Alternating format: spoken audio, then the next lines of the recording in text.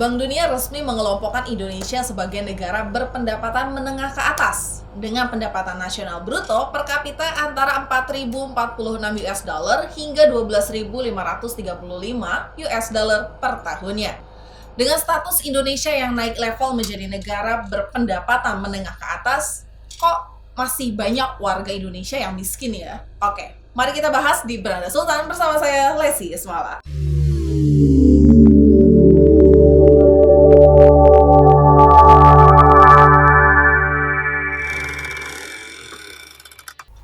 Menteri Perdagangan Muhammad Lutfi mengatakan, bangsa Indonesia sedang dipaksa bergegas karena sudah resmi menjadi negara kelas menengah dunia. Apa sih yang menjadi faktor Indonesia bisa naik statusnya? Oke, jadi masuknya Indonesia menjadi negara berpendapatan menengah ke atas karena dihitung dari pendapatan nasional bruto atau gross national income yang disingkat GNI, di mana pengelompokan kategori pendapatan negara dihitung berdasarkan GNI per kapita masing-masing negara dengan metode Atlas Bank Dunia. Untuk kamu yang masih bingung, apa sih GNI? Ya, GNI sendiri pendapatan nasional bruto atau dalam bahasa Inggris gross national income, yaitu menghitung seluruh pendapatan warga negara Indonesia, termasuk yang bekerja di luar negeri, tetapi tidak menghitung pendapatan warga negara asing yang berada di Indonesia. Masuknya Indonesia dalam jajaran negara berpendapatan menengah ke atas didasari dari data Badan Pusat Statistik yang menunjukkan pertumbuhan ekonomi nasional pada 2021 tumbuh 3,7%. Pertumbuhan ekonomi 3,7% tersebut pada 2021 diukur berdasarkan produk domestik bruto atau PDB atas dasar harga yang berlaku yang mencapai 16.970,8 triliun sehingga PDB per kapita mencapai 62,2 juta rupiah atau senilai 4.349 US dollar. Berdasarkan klasifikasi terbaru Bank Dunia, negara yang masuk dalam kelompok pendapatan rendah memiliki GNI per kapita di bawah 1.035 US dollar seperti Republik Afrika Tengah, Mozambik, dan juga Togo.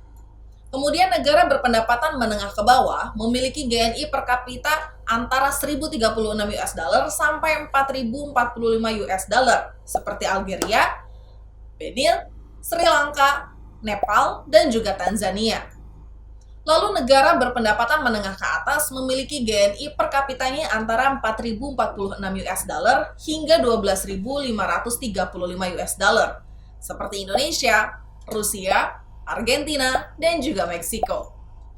Sedangkan untuk negara dengan ekonomi berpenghasilan tinggi memiliki GNI per kapita lebih dari 12.536 US dollar, seperti Rumania, Nauru, Swiss, Amerika Serikat, dan juga Singapura.